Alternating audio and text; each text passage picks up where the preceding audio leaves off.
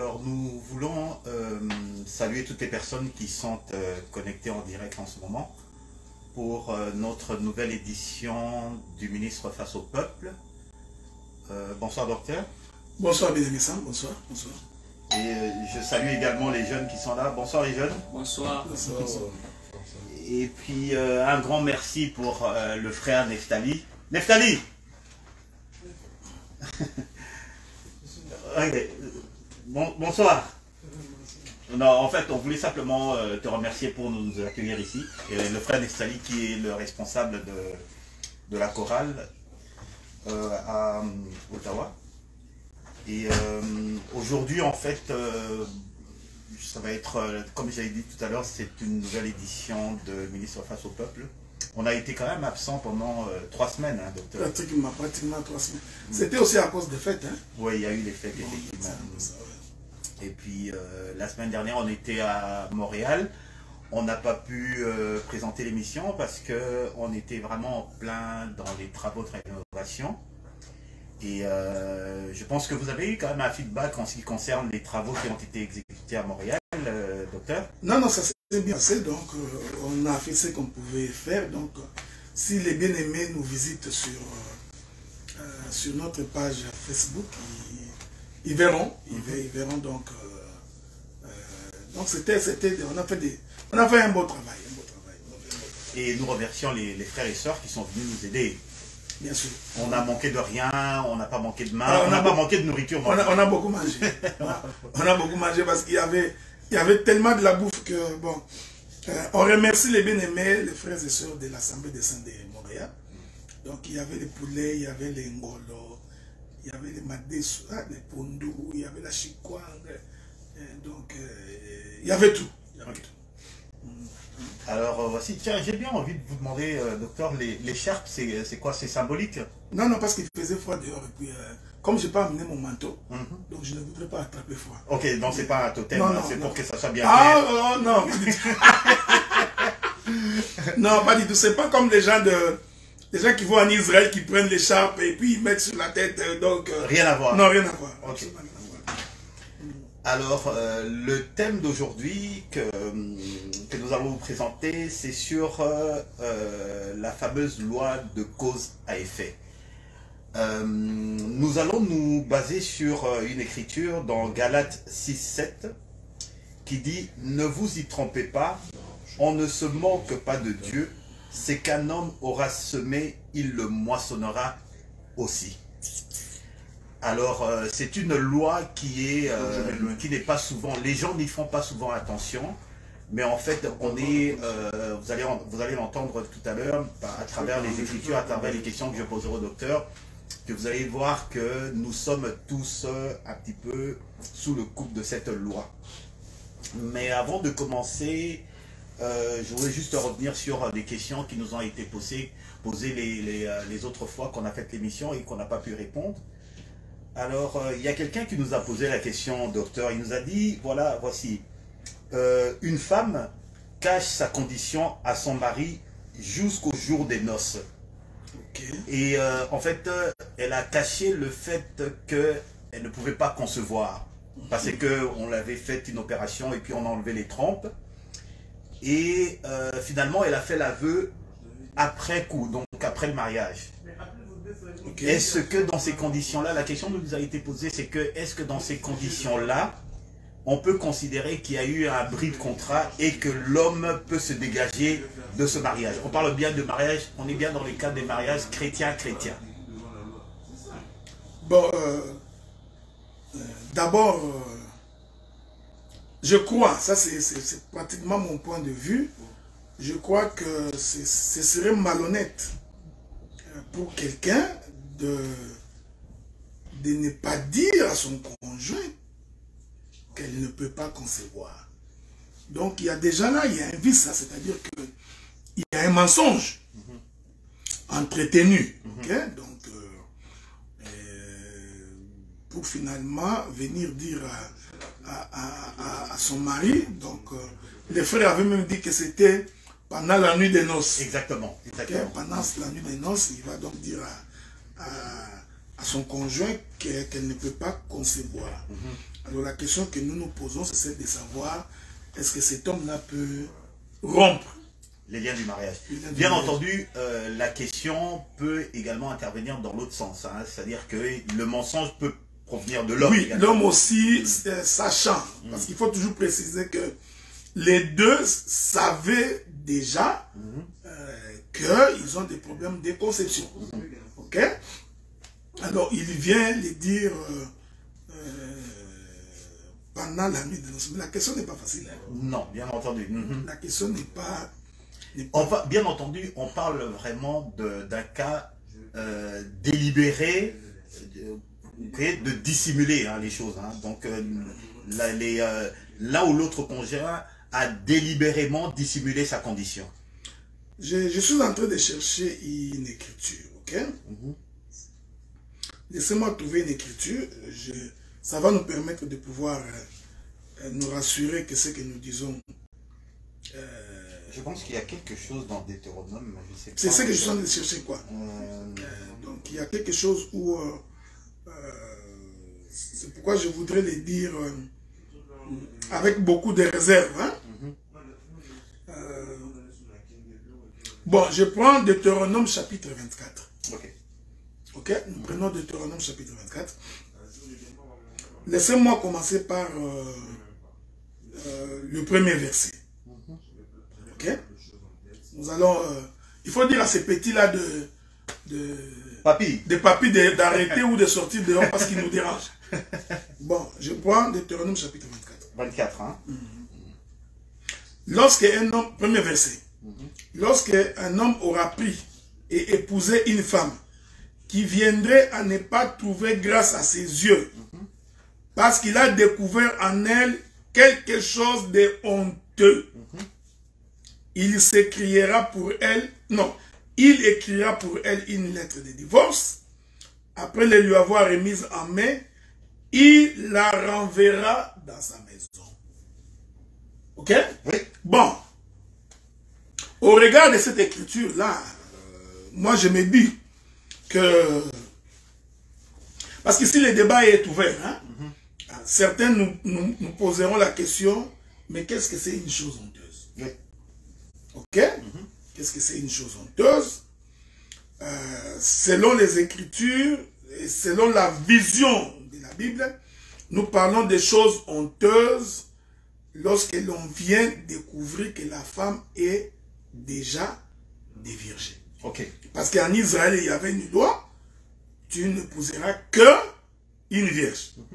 Les parents s'arrangeaient pour que la femme garde sa virginité jusqu'au jour de son mariage. Bien.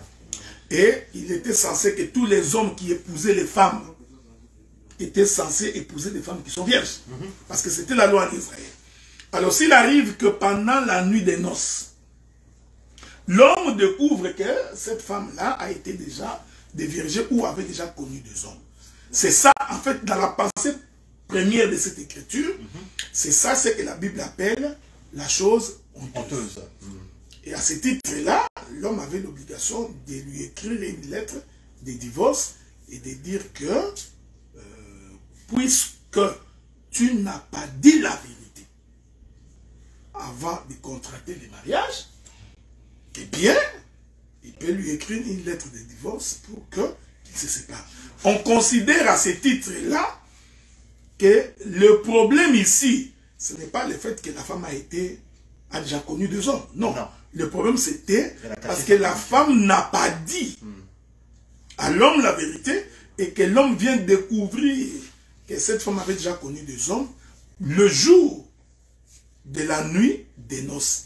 Et à ce titre-là, il lui ferait une lettre de divorce et lui dirait de partir. Ça, c'est d'abord la définition propre de la Bible. C'est que la Bible appelle la partie honteuse. Maintenant, si nous prenons ce verset dans le sens de ne pas dire la vérité, parce que ici, vous comprenez ce que je dis? De n'avoir pas dit la vérité. Le fait que l'homme ou la femme n'ait pas dit la vérité à son conjoint avant de contracter le mariage, et que l'homme vient découvrir au jour de la fête des noces que cette femme ne peut pas concevoir ou que cet homme ne peut pas donner des enfants, au regard de ces mensonges, l'homme ou la femme a l'obligation de mettre fin à cette relation-là. Ok, d'accord. Donc en fait, cette loi peut être également transposée dans un contexte actuel pour pouvoir justifier une rupture dans le cadre du mariage. Mais parce que, est-ce que vous remarquez que dans ce cadre ici, ils n'ont même pas vécu. Tu comprends ce que je dis? Ce n'est pas qu'un couple qui avait vécu pour quelques années et il vient découvrir que la femme ne peut pas concevoir, parce que vous pouvez également entrer dans un mariage ne sachant pas. Exactement. Ça, c'est une autre paire d'images. C'est-à-dire que ni l'homme ni la femme n'est pas au courant que nous ne pouvons pas avoir des enfants. Parce que quand vous êtes devant une telle éventualité, que le Seigneur vous aide, il est capable de vous donner un enfant. Mais si la femme ou l'homme le savait avant de contracter le mariage, et qu'il ne l'a pas dit à son conjoint ou à sa conjointe, et que l'homme vient de le, ou la femme vient de le dire, ou l'homme vient de le dire, au moment de la fête des noces, eh bien, au regard de cette écriture-là, pour avoir caché, c'est un vice.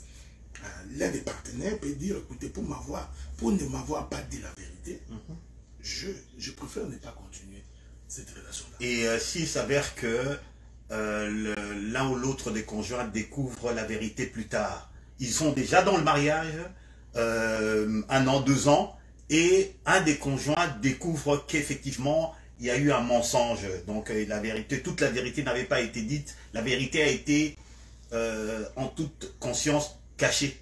Mais au regard de cette écriture-là, l'un des partenaires peut décider que pour n'avoir pas dit la vérité, donc nous pouvons mettre fin à cette relation-là. Ça, c'est Deutéronome. Bon, écoutez,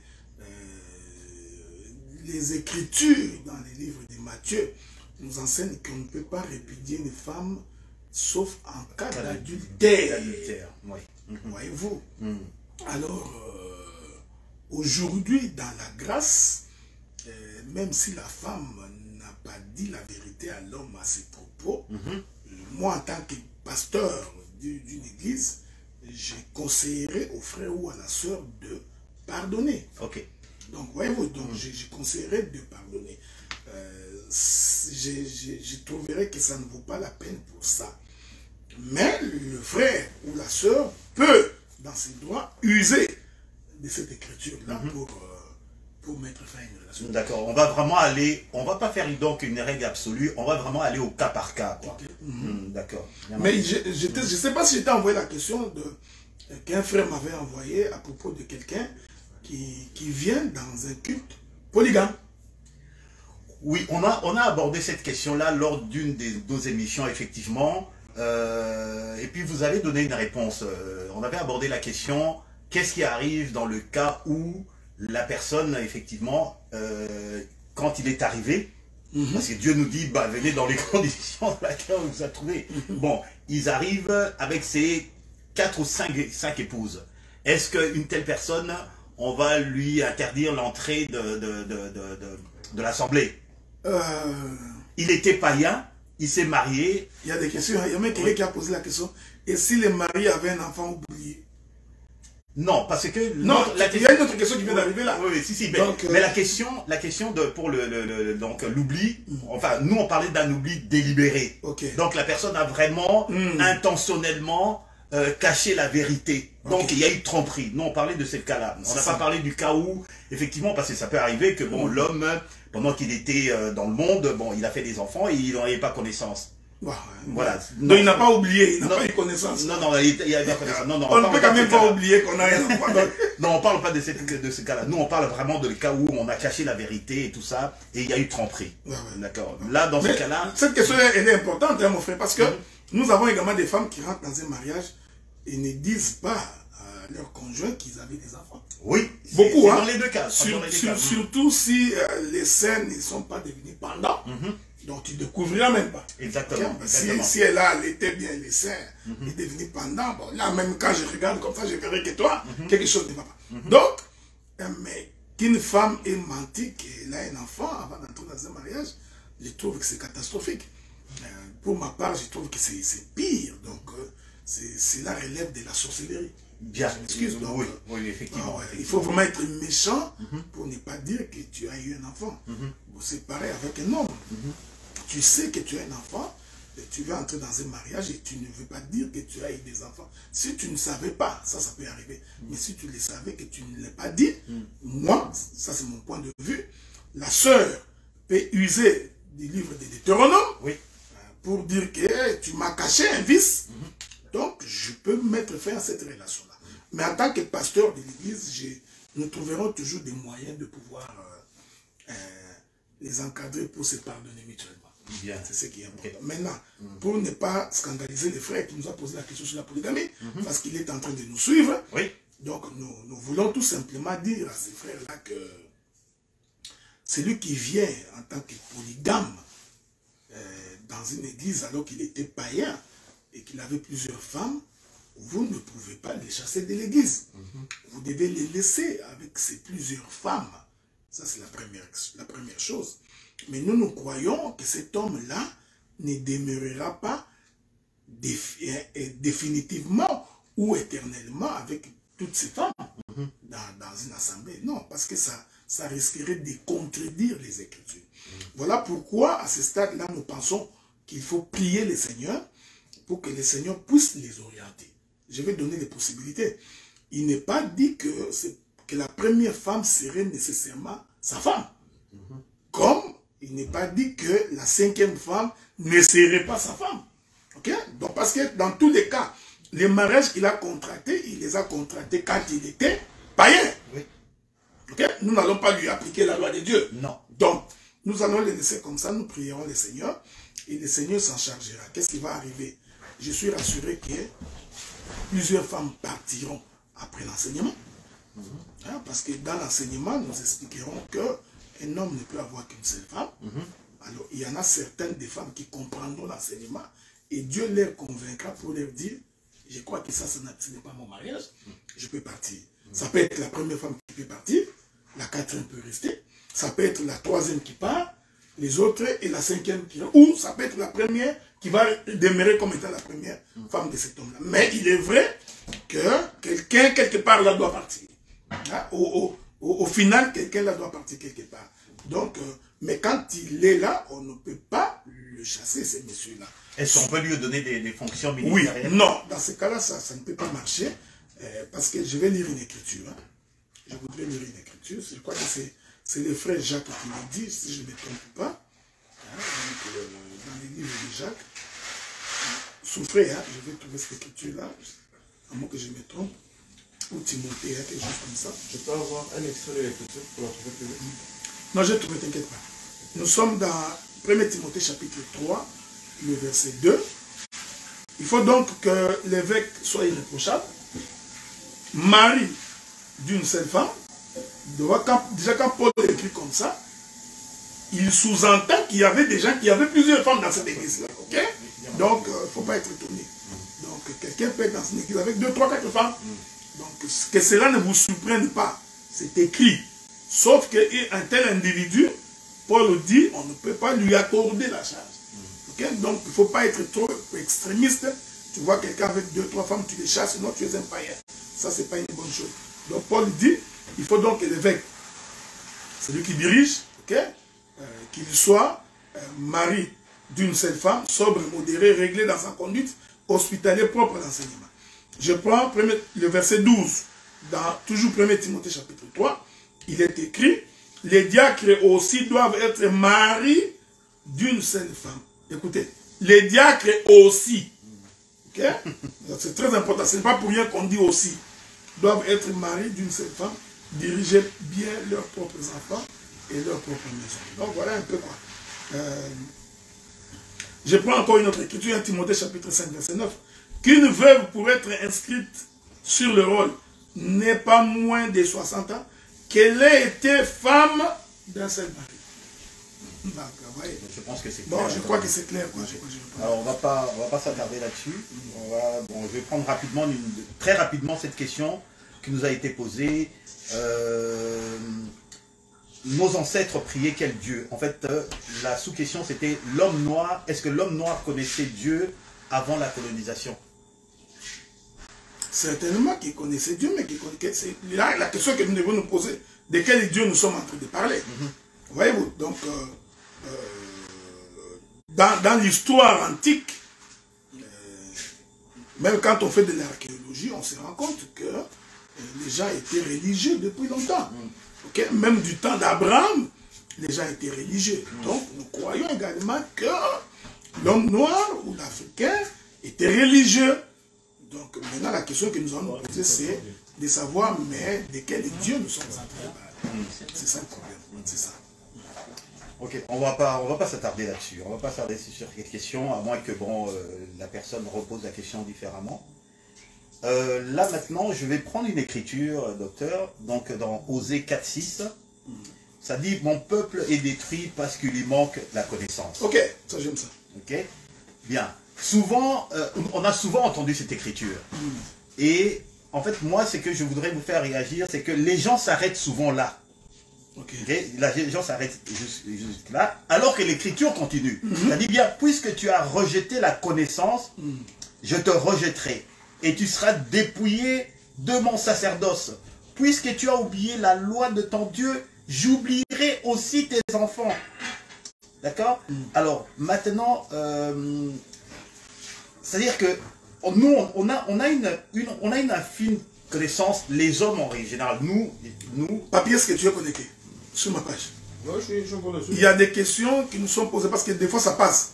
Hein, j'ai une question, la femme a été violée ou elle a perdu sa virginité parce qu'elle a été violée. Ces questions-là, je voudrais que vous me la releviez. Oui, si tu peux prendre quelque chose pour noter les questions. C'est la question, hein? Prends quelque chose, note les questions quelque part. Donc c'est la question d'ici. Oui, ça va être... Note les questions quelque part. À la fin, si on a du temps, on va revenir sur les questions. Mais il faudrait que ça puisse être noté quelque part. Je peux faire les captures d'écran. Oui, enfin, peu importe la manière dont on s'en fout de la manière dont tu vas faire. L'essentiel est que ça puisse être écrit quelque part. Donc en fait, moi, je vais attirer ton attention, docteur, sur la partie, puisque tu as oublié la loi de ton Dieu, d'accord, cette là. Alors, moi, ma question est la suivante, c'est qu'on a souvent, on connaît souvent la loi, on a une infime connaissance de la loi naturelle, tu comprends, qui dit que quand tu voles, tu vas en prison, la loi des hommes. Tout, de la société. Mais les lois divines, est-ce que c'est une erreur d'oublier de ne pas connaître les lois divines? Nous sommes dans Osée chapitre 4. Hein? Oui. Tu es à partir du verset... Oui, donc à partir du verset 4. Non, Osée 4 à partir du verset 6. Voilà, je suis là, ok. La question? Oui, c'est ça exactement. Donc, les gens, donc la première chose, c'est que beaucoup de gens connaissent la première partie. Mais la deuxième partie, elle est importante également, parce qu'elle dit bien, puisque tu as rejeté la connaissance et tout, et surtout le fait que, puisque tu as oublié la loi de ton Dieu, j'oublierai aussi tes enfants. Tu vois? Bon, ça c'est une loi divine. D'accord? Et est-ce que c'est une erreur pour nous les hommes de ne pas avoir connaissance des lois divines? Est-ce que vous croyez ça comme étant une erreur? Non. Regarde, d'abord j'essaie de lire les versets calmement. Mon peuple est détruit parce qu'il manque la connaissance. Puisque tu as rejeté la connaissance, je te rejetterai. Ici, je voudrais dire oublier la loi. Ici, je voudrais dire rejeter la connaissance. C'est la suite du verset. Ok? Donc, puisque tu as oublié la loi de ton Dieu, j'oublierai aussi tes enfants. Ou oublier la loi de Dieu ici, cela veut dire c'est rejeter la connaissance. Or, tu ne peux pas rejeter une chose pour laquelle on ne t'a pas présenté. Vous voyez? Donc, avant de rejeter, il faut d'abord avoir eu connaissance. Donc cette écriture est en train de supposer que celui qui rejette la connaissance, c'est celui à qui on a enseigné la parole. Ok. Donc, on t'a expliqué les choses, on a expliqué les choses de Dieu, c'est-à-dire que tu étais en face des prédicateurs, tu étais en face des enseignants, nous t'avions enseigné, nous t'avions expliqué les choses de Dieu, mais tu as préféré ne pas y croire. Ok, ça ne s'applique pas à l'ignorant, à celui qui est croyant, chrétien, converti, mais qui est ignorant d'une loi divine. Non, mais le problème c'est qu'il est impossible que tu sois un chrétien, croyant, converti, et que tu ignores la loi. Donc je connais pas toutes les écritures. Non, je sais, mais je sais. Et comme la plupart des personnes. Non, non, le problème c'est qu'il est impensable. Il est impensable que quelqu'un qui prétend être croyant, parce qu'il est écrit dans la Bible, la foi est une ferme assurance des choses qu'on espère, une démonstration de ce qu'on ne voit pas. Et l'écriture continue pour dire, comment croiront-ils s'il n'y a pas de prédicateur? Donc quelqu'un ne peut pas prétendre qu'il a cru alors qu'il n'a pas été prêché. Ça c'est la logique, c'est ça, c'est la logique humaine. Il y en a la même personne qui a donné cette loi, il est également celui qui dit que Dieu qui ne tient pas compte des moments d'ignorance. Ah, mais quand cette écriture-là est citée, c'est dans le livre des Romains, cette écriture veut tout simplement dire que Dieu maintenant, parce qu'il y a deux temps, Dieu ne tenant pas compte du temps d'ignorance. Quand Dieu dit ça, il est dit maintenant en fonction que tu connais. C'est comme ça le fait que tu connais, il n'a pas tenu compte des erreurs que tu as commis, le temps où tu n'étais pas enseigné. Donc, quelqu'un ne peut pas dire qu'il a cru s'il n'a pas reçu l'enseignement. Donc, tous ces gens qui disent que nous croyons en Dieu sans être enseignés, nous comprenons que c'est de la fausseté. Voilà pourquoi l'Écriture dit, mon peuple périt parce qu'il lui manque la connaissance. C'est-à-dire, il faut qu'il y ait des enseignants, il faut qu'on explique la Bible, il faut qu'on interprète la Bible. Une fois qu'on a expliqué et qu'on a interprété, et que l'homme continue à ne pas croire, il y vient par conséquent de rejeter la connaissance. Et le fait qu'il a rejeté la connaissance, il va mourir. Vous comprenez ce que je dis? Je voudrais même aller plus loin. Rejeter la connaissance, c'est ça le péché contre le Saint-Esprit. Hein? Donc quand la Bible dit qu'aucun pardon ne sera accordé à tous ceux qui vont blasphémer contre le Saint-Esprit, ou le péché contre le Saint-Esprit ne sera pas pardonné, ce n'est pas le français.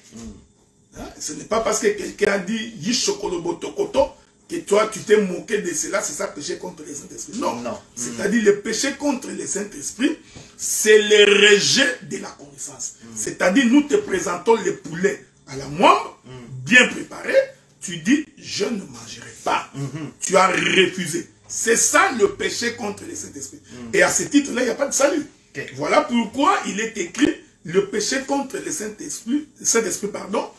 Dès que vous péchez contre le Saint-Esprit, il n'y a pas de pardon, il n'y a pas de salut. Parce que c'est un rejet de la parole. Tu as rejeté les saluts. Donc en toute conscience, tu as eu la connaissance, on t'a enseigné et hop. Complètement. Donc c'est pourquoi la Bible dit, pendant que vous entendez sa voix, n'endurcissez pas votre cœur. Voyez? Parce que si vous endurcissez votre cœur, eh bien, c'est une façon pour vous de rejeter la parole. Et lorsque vous rejetez la parole, il n'y a pas de salut pour vous. Il n'y a pas de salut pour vous. Okay. Je vais passer à ma deuxième question, docteur. Voilà, donc sur notre verset phare qui dit « Ne vous y trompez pas, on ne se moque pas de Dieu, c'est qu'un homme aura semé, il le moissonnera. » Bien, est-ce que c'est une loi qui s'adresse uniquement aux croyants et à ceux qui sont dans les églises, ou c'est une loi universelle? Non, d'abord, il faut considérer que c'est une loi universelle. Hein. D'accord. Donc, on ne peut pas anéantir l'écriture. Donc, mais il faut faire très attention. Il n'est pas dit que tout ce que tu sèmes, tu ne peux que les moissonner maintenant. Non, attention, on n'est pas encore là. On n'est pas encore là. Mais c'est un principe de Dieu. Tout ce qu'un homme aura sémé, il le moissonnera. Donc, et à ce titre-là, Dieu s'adresse à l'humanité d'Adam, c'est-à-dire toute l'humanité. Ce qu'un homme aura fait, il les moissonnera. Ceci est d'autant plus vrai pour les chrétiens. Donc quand tu dis connaître Dieu et que tu fais des choses qui sont mauvaises, d'une manière ou d'une autre, tu vas les récolter. Tu vas récolter cela. D'accord. Et maintenant, qu'est-ce qui arrive, par exemple, quand tu fais du mal au niveau de la société, et que la société en prend connaissance, bah, tu es justifiable devant la société, tu peux aller en prison, tu peux avoir une amende, etc. etc. Il y a des gens qui commettent des sanctions, mais pour lesquelles, c'est-à-dire que personne n'est au courant. Ils s'en sortent. Il a tué quelqu'un en cachette. Ben, vis-à-vis de la société, personne n'est au courant, il n'y a pas de preuve. Ben, pour lui, ben, il s'en est bel et bien sorti. D'accord. Mais maintenant, qu'est-ce qu'il en est maintenant vis-à-vis du Seigneur? C'est un païen, il va en enfer. Dans tous les cas, il ira en enfer parce qu'il ne connaît pas la loi de Dieu. Vous voyez? Donc, c'est pourquoi j'ai tiré votre attention pour dire, ce n'est pas que tout ce que tu sèmes, tu le moissonneras dans ce siècle. Donc, tu peux t'en sortir Tu peux avoir l'illusion de t'en sortir. Sur la terre. Donc, tu voles, tu vis et tu meurs tout en ayant volé. Mais au moins, je te rassure que ta destination, c'est la guerre.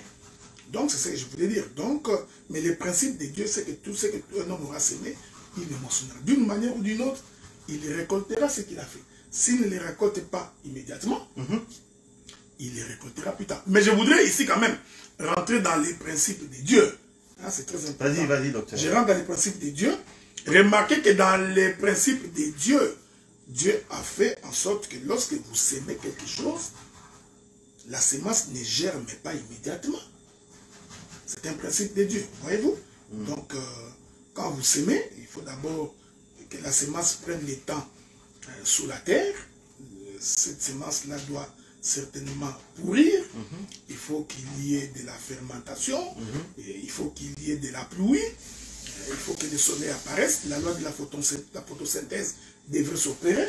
Et après, nous allons voir la semence germer. C'est pareil. Donc, tout ce que l'homme fait, il les moissonne pas immédiatement, mais il finit par les moissonner. Si pas dans ce siècle-ci, il les moissonnera dans les siècles à venir. Ok, bien. Ça, c'est bien de l'avoir mentionné.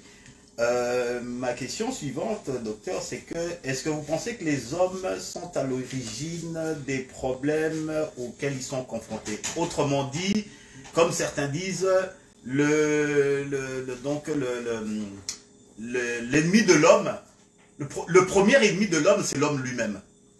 Qu'est-ce que vous pensez d'une telle affirmation? Non, mais le problème, c'est que ce n'est qu'une expression. Hein? Ce n'est qu'une expression. Mais maintenant, essayez de le transposer, ça, dans le domaine de la chrétienté. Mais la Bible dit que chacun de nous devrait apparaître devant le trône glorieux de Dieu pour rendre compte de ses actes. Ok? Donc, cela veut dire que le Seigneur fait en sorte que chacun de nous soit responsable des actes qu'il a posés.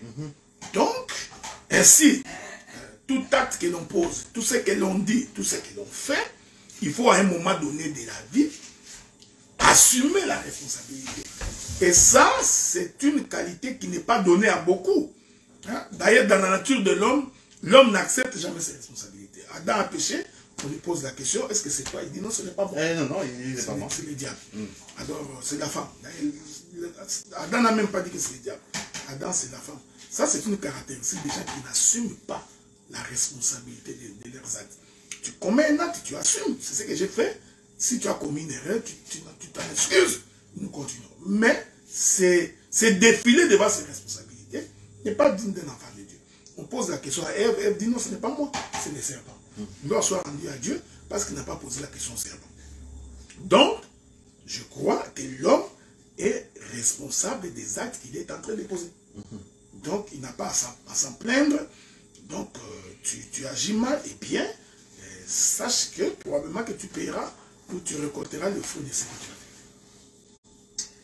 as fait. Ok, donc comme vous l'avez dit tout à l'heure, ou bien maintenant, ou dans ce siècle, ou dans les siècles à venir. Ouais. Bien, maintenant je pose la question pour le croyant, le chrétien. Ok. D'accord? Il a posé un acte, tout, il se répand de son acte, Dieu le pardonne, bien entendu, s'il est sincère. D'accord? Mais maintenant, les conséquences de ses actes, est-ce qu'il est pour autant absous des conséquences? Ou bien les conséquences vont le suivre jusqu'à ce qu'il y ait réparation? Ah, bon, j'étais en train de regarder parce que des fois, nous nous excusons si des fois on ne voit pas, parce qu'il y a beaucoup de commentaires. Bon, comme vous êtes sur mon téléphone et j'ai notre téléphone ici, des fois c'est difficile pour moi de suivre tous les commentaires. Moi, j'en vois pas tellement. Non, c'est écrit 21 commentaires ici. Ça, nous ne voyons pas. Pourquoi je ne les vois pas? Donc, regardez. Et puis, papier, arrête de nous arrêter. Pour si tu ne vois pas ça, tu nous distrais. Bon. T'as vu, tu vois où je veux en venir. T'as vu ma... Non, mais essaie de reformuler ça autrement. Ok, bien. Je ne suis pas un païen. D'accord? Je suis un chrétien converti. Je commets un acte qui est condamnable vis-à-vis de la loi divine. Ah, ok. D'accord? Ensuite, je prends le temps de me repentir. Dieu m'a pardonné parce que je suis sincère et tout. Sa parole est vérité. D'accord? est-ce que pour autant, je suis absous de conséquences de tout, ou alors je serai absous qu'au moment où il y aura réparation? Parce que finalement, cette loi, la loi est universelle, et Dieu l'a créée justement pour qu'il y ait un équilibre sur la terre. J'aime bien cette question-là. Essayons de répondre aussi à la lumière des Écritures. Dieu, c'est un Dieu des principes. Hein? Exactement. Ça, il faut le savoir. Et de justice. Oui, mais Dieu a sa manière de justifier. C'est important que les gens le sachent. Adam a péché. Ok? Oui. Et ça nous est tombé dessus. Et la Bible dit, l'âme qui pêche, c'est celle qui mourra. Et Dieu avait dit à Adam, le jour où tu mangeras des fruits, tu mourras. Adam pêche. Dieu vient. Il habille Adam. Il les chasse du jardin. Ok? Dans l'interprétation, nous comprenons que habiller Adam, c'était aussi une façon de les pardonner. Parce qu'il a fallu égorger un animal, donc le pardon, le sang a été versé. Le sang a été versé, donc effectivement, il y a eu rachat. Bon. Mais cela n'a pas empêché Adam de rentrer dans le jardin. Dieu a mis à la porte du jardin 2 chérubins avec une épée flamboyante. Et cette épée-là réclamait le sang. C'est-à-dire que pour qu'Adam rentre, il faut que quelqu'un paye le prix. C'est comme ça que Christ est venu sur la terre et il a accepté de mourir pour que nous puissions rentrer en Éden. Ce que je voudrais dire ceci, c'est-à-dire que tu peux commettre un acte, tu demandes pardon, mais le pardon n'exclut pas les conséquences de l'acte que tu as posé. C'est un principe de Dieu. Je vais prendre un exemple. Je vole, je détourne l'argent du gouvernement, 2 millions de dollars, on m'attrape. Ok? Je me mets à genoux, je demande pardon à Dieu. Dieu, j'ai mal agi, j'ai volé, voilà, pardonne-moi. Dieu te pardonne, mais en même temps, Dieu laisse qu'on te mette en prison. Tu vois? Donc, le fait que tu es allé en prison ne veut pas dire que Dieu ne t'a pas pardonné. C'est comme ça que beaucoup de gens qui rentrent dans les sciences occultes, c'est une occasion pour moi de leur parler. C'est comme ça que pendant que beaucoup de gens qui vont assister, qui rentrent dans les sciences occultes, dans des loges, il va signer un contrat, il signe un contrat que pendant 15 ans, il sera un homme glorieux. Il fait de l'argent, il est populaire, il devient millionnaire. Il arrive à la 9e année, il se répand, il dit non, je connais Dieu, j'ai abandonné l'occultisme. Il pense qu'en faisant cela, il va échapper à la mort. Ok? Non, Dieu va te pardonner, mais tu payeras, tu mourras. C'est comme ça que beaucoup d'occultistes, malgré leur pardon, à la fin de leur engagement, dans la majorité des cas, ils finissent par mourir. Parce qu'ils se sont moqués de Dieu. Ils savaient depuis longtemps que ce que je faisais est mauvais, mais ils attendaient à tirer les dividendes pour venir demander pardon à la fin du contrat. Non. Tu rentres dans une loge, tu fais des engagements, je t'assure, si tu es au début, c'est maintenant qu'il faut demander pardon et renoncer. Ce n'est pas qu'après que tu aies consommé l'acte, tu viens demander pardon. L'Éternel Dieu miséricordieux, il te pardonnera parce qu'il n'y a aucun péché que Dieu ne peut pas pardonner. Sauf que tu payeras les prix de ton engagement avec le diable. Donc Dieu va dire au diable, je sauve cet homme, mais je livre son corps entre tes mains. Tu en fais ce que tu veux, comme il a livré le corps de Job entre les mains de Satan, mais pas son âme, parce que l'âme s'est convertie. Donc, c'est pour dire que tu peux demander au pardon à Dieu, mais te retrouver en prison, ça ne change rien. Est-ce que là maintenant, je vais en parler de la rétribution, d'accord? Donc, c'est-à-dire que des conséquences. Est-ce que vis-à-vis du Seigneur, les conséquences qu'on va subir et tout est toujours proportionnel au crime commis, en fait, à la loi qui a été brisée? J'ai brisé une loi et tout, comme par exemple dans le monde, écoutez, quelqu'un qui vole ne va pas être condamné de la même façon que quelqu'un qui a tué quelqu'un et qui a tué une personne, d'accord? Tu peux avoir 5 ans de prison pour avoir volé, tu peux avoir 20 ans de prison ou la réclusion criminelle à perpétuité parce que tu as commis par exemple un viol aggravé, d'accord? Bien. Ça, c'est au niveau de la société. Est-ce que vis-à-vis du Seigneur, les conséquences sont les mêmes, ou bien Dieu considère qu'un péché, c'est un péché?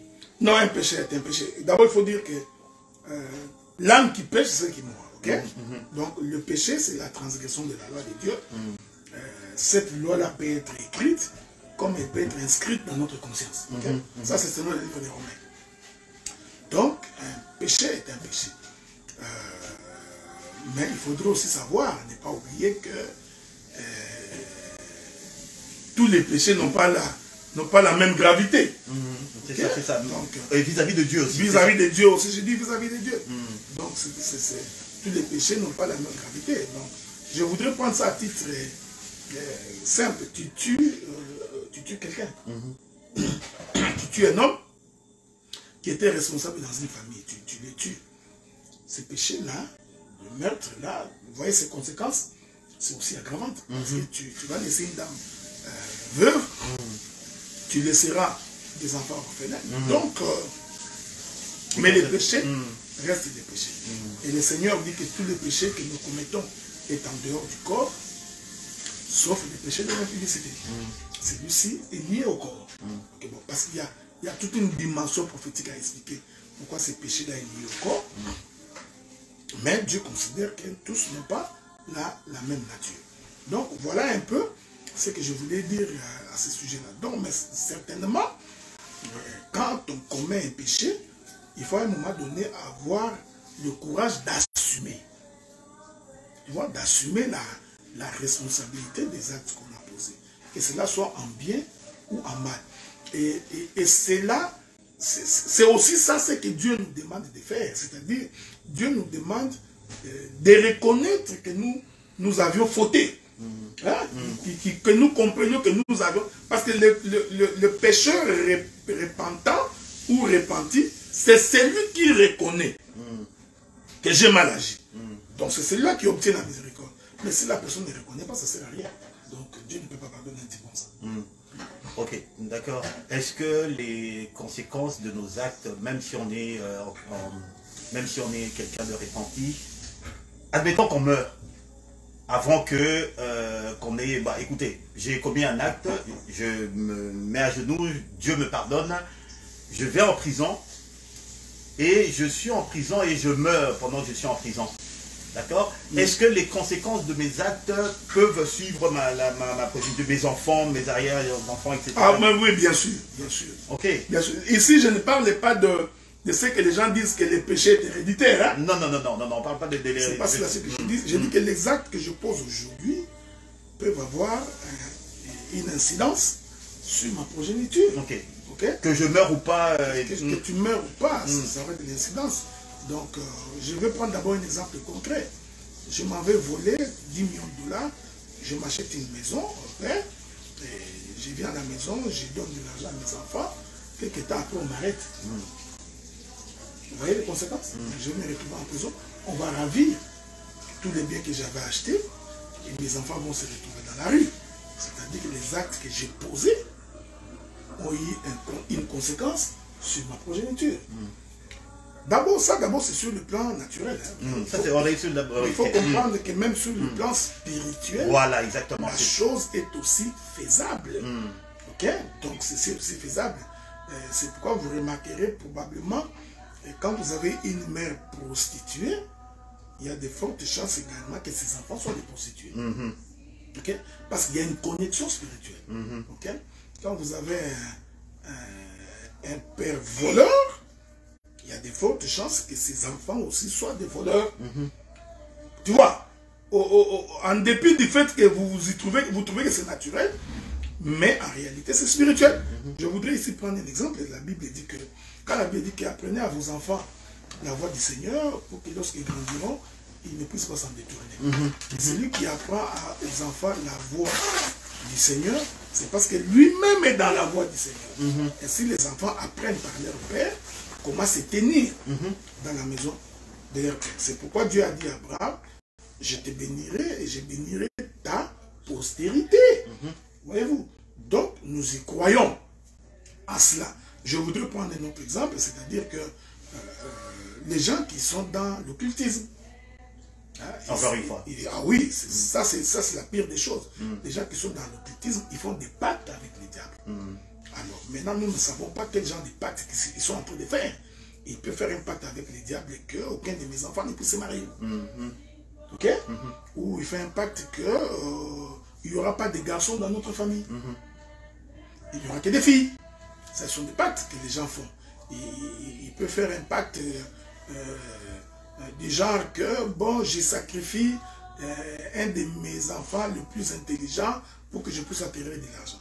Et vous allez voir que dans chaque famille, il y a toujours un retardé qui naît de façon répétitive. Donc, vous voyez, son contrat, son pacte avec le diable a certainement des conséquences sur les enfants. Maintenant, comment s'en sortir? C'est seulement en croyant au Seigneur. Parce que la Bible dit que ceux qui sont en Jésus sont devenus une nouvelle créature. Il n'y a donc aucune condamnation, aucune malédiction pour ceux qui sont en Christ.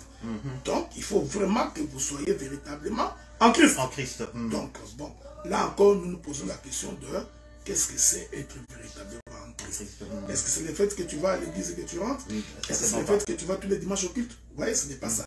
Il faut vraiment que tu aies mis tes deux pieds dans le Seigneur. Amen. Tu n'es pas un pied dedans et un pied dehors. Tu n'es ni chaud ni froid. La Bible dit, je te vomirai. L'Éternel voudrait que tu sois soit froid, soit chaud. Ou tu es avec Dieu, ou tu es avec les diables. Tu ne peux pas jongler entre les deux. Parce que le Seigneur va te renvoyer. Donc, les actes que nous, les parents, nous posons, ces actes-là ont de l'incidence sur nos enfants. Ça, c'est sûr et certain. D'accord. Ok, merci beaucoup, docteur. Donc, en fait, vraiment, comme le verset le dit, on ne se moque pas de Dieu. Ok. Il y a une chose également... J'ai la question de la sœur Esther Safi, Abigail, que j'ai salué en passant. Parce que si je passe sa question, il reviendra me parler. Elle me dira que j'ai oublié sa question. Et bon, est-ce que le docteur peut nous expliquer si quelqu'un tue avec l'épée, il faut qu'il soit lui-même tué avec l'épée? Ok, d'accord. Ok, vas-y. Donc, restez pastoral. Oui, oui. Non, non, mais d'abord, il faut comprendre, d'abord, restons dans le contexte. Ce n'est qu'une expression pour dire. Tu vois, il est venu, il m'a suivi sur WhatsApp, Esther. Je viens de lire ta question, ma bien-aimée. Donc, il y a d'abord un principe que, à l'époque, la guerre se faisait avec des épées. Ok? Donc, si c'était aujourd'hui, on allait dire celui qui a tué avec une carabine. Mourra avec une carabine. Okay. Donc, à l'époque, les gens tuaient avec l'épée. Donc, ils servaient pour la guerre. Alors, en fait, le principe de Dieu dans cette écriture, c'est pour dire seulement que c'est qu'un homme aura sauvé, il le moissonnera.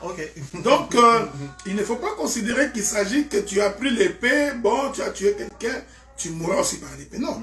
Donc, on peut te tuer, tu peux tuer quelqu'un par l'épée et tu mourras par une flèche. Oui. Ok? Oui. Mais le contenu, le principe reste que, puisque tu as fait du mal à quelqu'un, eh bien, tu payes les prix. Donc, quelqu'un aussi te fera du mal. Donc, ce n'est pas nécessairement que, puisque tu as utilisé l'épée, il faut nécessairement que tu puisses aussi mourir par une épée. Non. Dieu voulait seulement dire que l'homme récolte ce qu'il a semé. Tu es un meurtrier, quelqu'un te tuera d'une manière ou d'une autre. Je vais donner un exemple dans la Bible, pour me faire comprendre. Absalom va chasser David du trône. Pendant que David était en train de fuir, il va croiser Shimei. Alors Shimei va maudire David. Il a même pris la poussière, il jeta sur David, et il maudissait. Alors, le général de l'armée de David fit sortir son épée pour tuer Shimei. David dit non, tu ne tues pas Shimei, parce que si Shimei me maudit, c'est que Dieu l'a voulu. En fait, Shimei a fait du mal, il a fait du tort à David, qui était un roi. C'est pourquoi moi j'ai toujours pensé qu'il faut faire très attention que de maudire un homme de Dieu, même quand il est dans ces conditions de faiblesse. C'est très important ce que j'ai dit. C'est-à-dire qu'il faut vraiment éviter d'être méchant vis-à-vis des hommes de Dieu, même quand ils sont dans des conditions de faiblesse. Conditions de faiblesse, c'est-à-dire que par exemple, il a été attrapé. Il a péché, il a péché. Ça peut arriver. Donc, ça peut arriver qu'un homme de Dieu commette une erreur. Ce qui est malheureux, c'est lorsqu'il est vraiment mauvais. Qu'il ne l'est pas, ça c'est autre chose. Ça, c'est autre chose. Alors, la Bible dit que, bon, quelques temps après, David revient sur le trône. David avait la capacité de tuer Chiméi. Mais l'Écriture dit que lorsque David a senti sa mort s'approcher, il appela Salomon. Il dit à Salomon, bon, écoutez, je vais te faire une recommandation. Tu ne laisseras pas Chiméi, avec ses cheveux blancs, entrer dans les cimetières. Donc, Chiméi doit mourir. Peu importe la manière dont il mourra, mais Chiméi ne deviendra pas vieux. Il a dit ça à Salomon. Vous voyez? On a rendu à Chiméi ce qu'il avait fait à David. Mais Chiméi, lui, n'avait pas tué David. Non. Il avait maudit. Hein? Mais le Seigneur l'a récompensé autrement, jusqu'à ce qu'un jour, Salomon va appeler Chiméi et dire, bon, tu resteras dans les territoires de Jérusalem. Le jour où tu sortiras, tu mourras. Et le jour qu'il est sorti, l'épée de Salomon l'a tué. Cependant, Chiméi n'a tué personne avec une épée. Non. Donc, c'est... Voilà un peu, ma bien-aimée sœur Safi Esther, la réponse à ta question. Voilà. Ok, alors la question suivante, en fait, c'est un peu comme, c'est une question en guise de réflexion. Dieu, il connaît le caractère méchant et vil de l'homme. D'accord? Ça, c'est depuis même le jardin. Ok. D'accord? Mais comment se fait-il que il lui a quand même tout de même délégué sa parcelle d'autorité? Parce que Dieu a délégué quand même sa parcelle d'autorité à l'homme qui est méchant et tout. C'est lui-même le Seigneur qui a dit qu'il se répand d'avoir créé l'homme. Okay. D'accord? Dieu a délégué sa parcelle d'autorité à l'homme. En prendre par exemple regarde les chefs d'État, ils ont la capacité de détruire le monde. Un chef de l'État, regarde Poutine en ce moment. Il est en train de créer le chaos un peu partout. C'est-à-dire que quand on entend parler de ce qui se passe, la guerre qui se passe entre la Russie et l'Ukraine, bah, tout le monde tremble, ça déstabilise l'économie, etc., etc. Donc, en lui seul, cet homme est capable de pouvoir déstabiliser l'économie mondiale. D'accord? Hitler, il a été capable de pouvoir emmener des centaines de milliers de personnes en guerre. Et des personnes instruites, on ne parle pas des idiots, là. D'accord? Donc, ils avaient quand même, Dieu leur a quand même, rien ne serait arrivé si Dieu n'avait pas permis. Et pourtant, Dieu connaissait le caractère de l'homme. Il a vu chaque fois que, bon, Israël, par exemple, combien de fois est-ce qu'Israël n'a pas rejeté Dieu?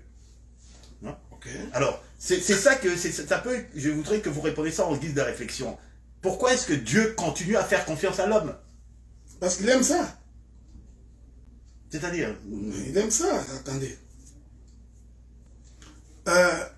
Vous savez, quand quelqu'un ne maîtrise pas les Écritures, ça devient très difficile pour lui de comprendre les choses de Dieu. Nous disons toujours que Dieu, c'est un metteur en scène. Ok? Il adore ça. Je sais que ceux qui sont faibles de la foi, ça va les troubler un peu. Mais Dieu adore voir...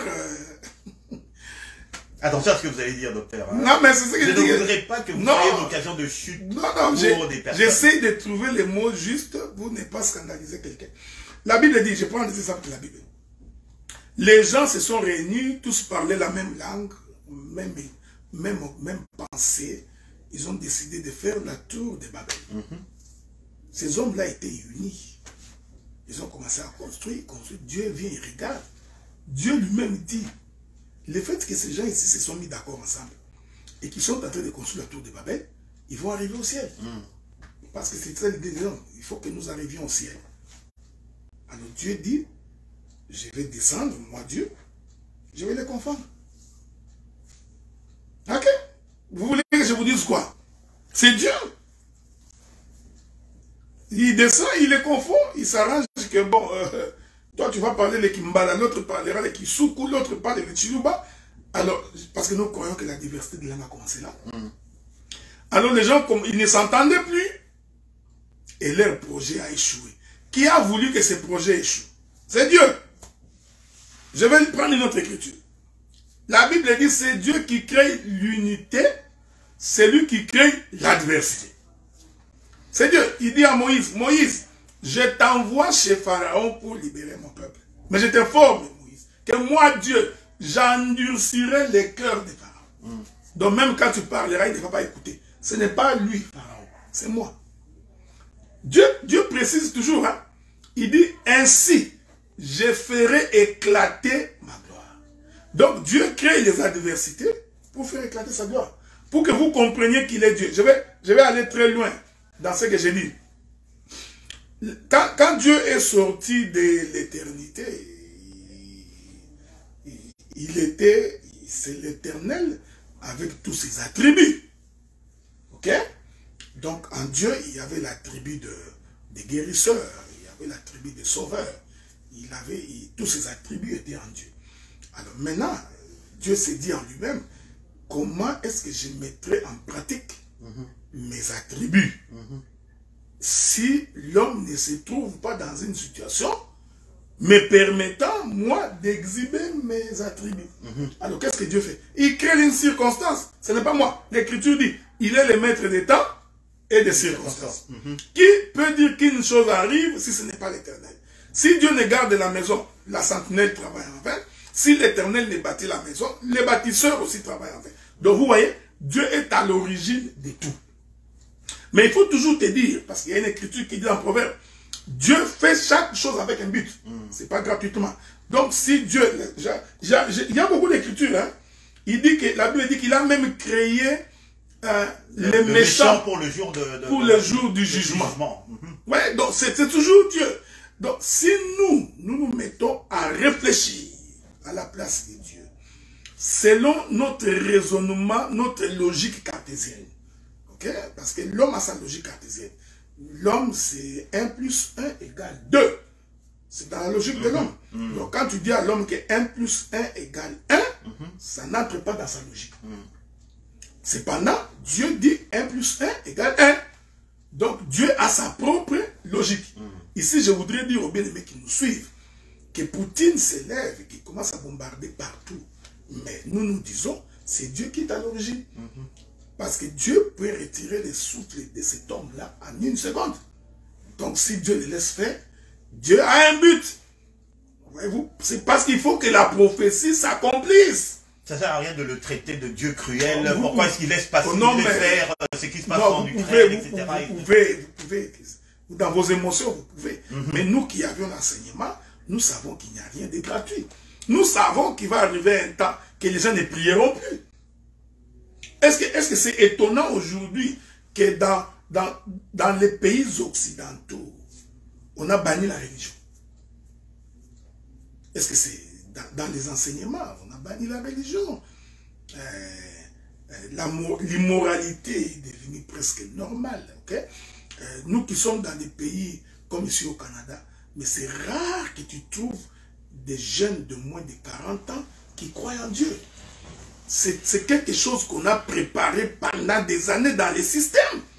Hein? Donc, jusqu'à ce que l'homme est en train de croire qu'il est comme un bouc ou comme une chèvre. S'il meurt, c'est fini.